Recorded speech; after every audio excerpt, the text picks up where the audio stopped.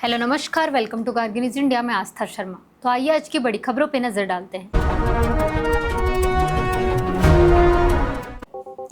तमिलनाडु में परिसीमन विवाद पर मुख्यमंत्री एम के स्टालिन ने डीएम के नेताओं की आपात बैठक बुलाई और राज्य भर में काले झंडे के विरोध का ऐलान किया। उन्होंने केंद्र पर निशाना साधते हुए पूछा कि क्या दक्षिणी राज्यों को देश की प्रगति में योगदान देने की सजा दी जा रही है।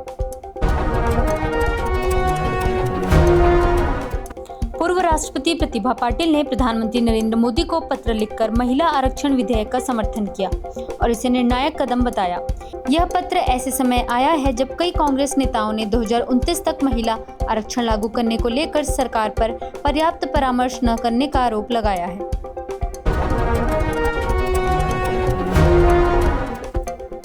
बिहार में पहली बार बीजेपी के नेता सम्राट चौधरी ने पटना में मुख्यमंत्री पद की शपथ ली।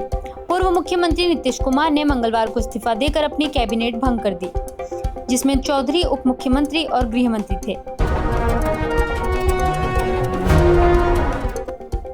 जम्मू कश्मीर के नेता उमर अब्दुल्ला ने कहा कि राज्य में जंगल राज बर्दाश्त नहीं किया जाएगा।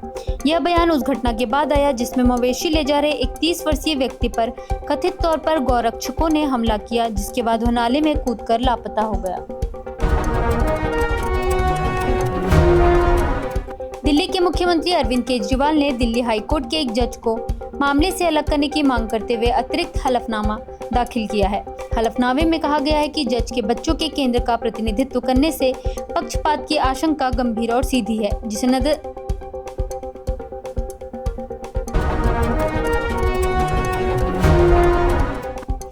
बीजेपी ने तमिलनाडु के लिए अपने घोषणा पत्र में महिलाओं को 2000 मासिक भत्ता, कल्याणकारी योजनाएं और रेल परियोजनाओं का वादा किया है। पार्टी के सहयोगी AIADMK ने भी अपने घोषणा पत्र में इसी तरह के वादे किए हैं, जो 24 मार्च को जारी किया गया था।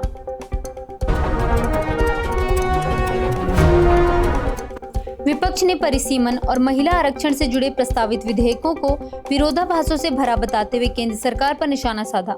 तेलंगाना के मुख्यमंत्री रेवंत रेड्डी ने प्रधानमंत्री नरेंद्र मोदी से इस मुद्दे पर सर्वदलीय बैठक बुलाने की मांग की। वहीं मनोज झा ने कहा कि दस्तावेजों में स्पष्टता की कमी है। अमेरिका के राष्ट्रपति डोनाल्ड ट्रंप और प्रधानमंत्री नरेंद्र मोदी के बीच 40 मिनट तक फोन पर बातचीत हुई। प्रधानमंत्री मोदी ने स्ट्रेट ऑफ हॉर्मस को खुला रखने के महत्व पर जोर दिया और दोनों नेताओं ने द्विपक्षीय सहयोग में हुई प्रगति की समीक्षा की।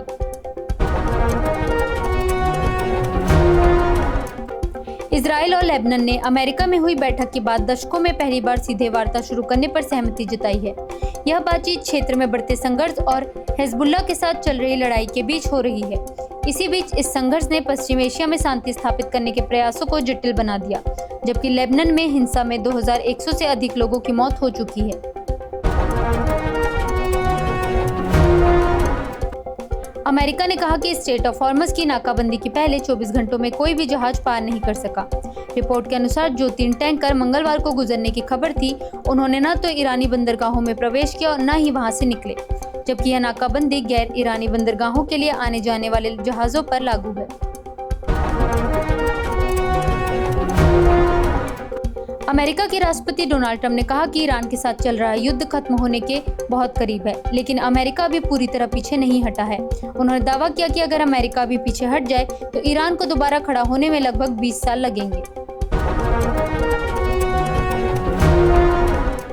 अमेरिका के उपराष्ट्रपति JD वैंस ने अपने भारतीय ससुराल वालों को अमेरिका में महत्वपूर्ण योगदान देने वाला बताया। यह बयान ऐसे समय आया है जब डोनाल्ड ट्रंप प्रशासन ने H-1B वीजा धोखाधड़ी के खिलाफ कड़ा रुख अपनाया है।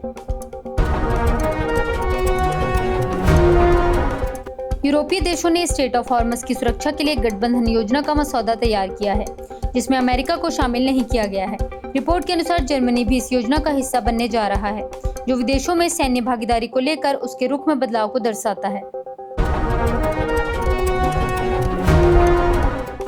बॉम्बे हाईकोर्ट ने गैंगस्टर अबू सलीम अब्दुल कायूम अंसारी की तत्काल रिहाई की याचिका खारिज कर दी। अदालत ने कहा कि उन्होंने अभी 25 साल की वास्तविक सजा पूरी नहीं की है, इसलिए उनकी याचिका समय से पहले दायर की गई है।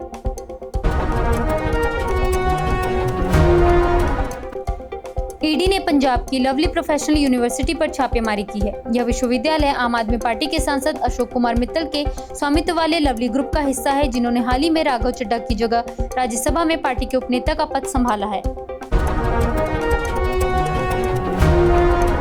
दिल्ली के मुख्यमंत्री अरविंद केजरीवाल ने दिल्ली हाईकोर्ट के एक जज को मामले से अलग करने की मांग करते हुए अतिरिक्त हलफनामा दाखिल किया है।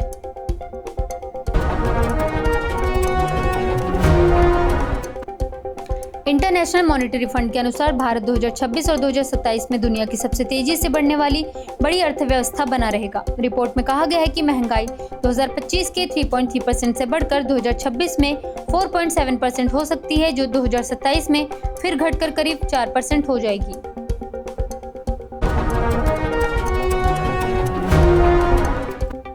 केंद्रीय मंत्री किरण रिजिजू ने परिसीमन को लेकर विवाद के बीच कहा कि दक्षिणी राज्यों को पहले गुमराह किया गया था, जबकि वे इस प्रक्रिया में सीटों का लाभ उठाएंगे। उन्होंने कहा कि जनसंख्या नियंत्रण के बावजूद कम अनुपात में आबादी होने के बाद भी दक्षिणी राज्यों को सीटों में बढ़त मिलना उनके लिए लाभकारी होगा।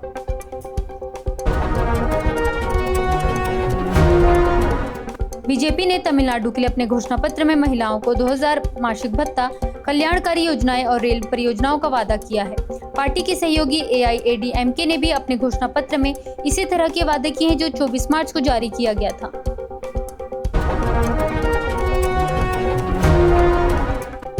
चाइना ने ईरान को सैन्य सहायता देने के आरोपों को खारिज करते हुए उन्हें पूरी तरह झूठा बताया है। लिन जियान ने कहा कि मीडिया रिपोर्ट्स पूरी तरह मनगढ़ंत है। साथ ही चीन ने यूनाइटेड स्टेट्स को चेतावनी दी कि यदि इन आरोपों के आधार पर टैरिफ बढ़ाया गया तो जवाबी कार्रवाई करेगा।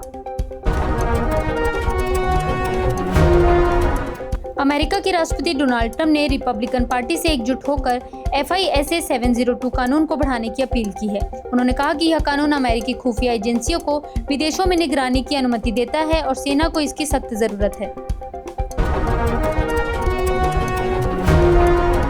पश्चिम बंगाल में चुनाव प्रचार के दौरान राजनीतिक बयानबाजी तेज हो गई, जहां नरेंद्र मोदी, ममता बनर्जी और राहुल गांधी एक दूसरे पर जमकर निशाना साध रहे हैं। प्रधानमंत्री मोदी ने आरोप लगाया कि राज्य में बढ़ती घुसपैठ ने बंगाली भाषा और संस्कृति को नुकसान पहुंचाया है। चीन के राष्ट्रपति शी जिनपिंग ने अबू धाबी के क्राउन प्रिंस के साथ बैठक में पश्चिम एशिया में शांति के लिए 4 सूत्रीय प्रस्ताव पेश किया। इस प्रस्ताव में शांतिपूर्ण सह अस्तित्व, राष्ट्रीय संप्रभुता का सम्मान, विकास और सुरक्षा के संतुलन तथा अंतर्राष्ट्रीय कानून को मजबूत करने पर जोर दिया गया।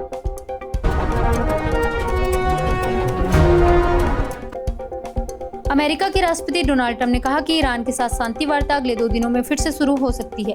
इसी बीच इजरायल और लेबनान ने सीधे बातचीत शुरू करने की सहमति जताई, जो क्षेत्र में कूटनीतिक हलचल का संकेत है। ये थी आज की बड़ी खबरें। बने रहिए गार्गी न्यूज इंडिया के साथ। मैं आस्था शर्मा। धन्यवाद।